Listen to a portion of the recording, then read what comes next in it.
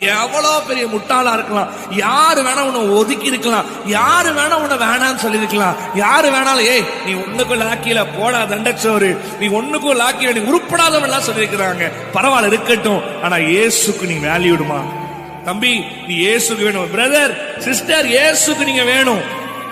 அவரால செய்ய முடியாது, ஆமா பாத்திரவான் இல்லதான், ஆனால் உன்னை தகுதிப்படுத்துவார்.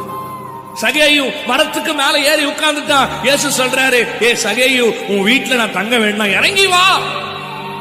உங்க பேரு புகழு பந்தா அதெல்லாம் இறக்கிருங்க, எல்லாம் வேண்டாம். இயேசு கண் பாருங்க, அதெல்லாம் முக்கியம் இல்ல. ஆண்டவருக்கு நீங்க தான் வேணும், உன் வீட்டுல தங்கணும், உன் கூட இயேசு இருக்கணும், உன் கூட நிரந்தரமாய் நீ போகிற வழியெல்லாம் சொல்லுகிறார். அப்போஸ்தலர் 18:10 நான் உன்னோடு கூட இருக்கிறேன், ஒருவனும் உன்மேல் கை போடுவதில்லை. எவனும் உனக்கு முன்பதாக எடுத்து நிற்பதில்லை. உன் கூட இயேசு வரணும்ல.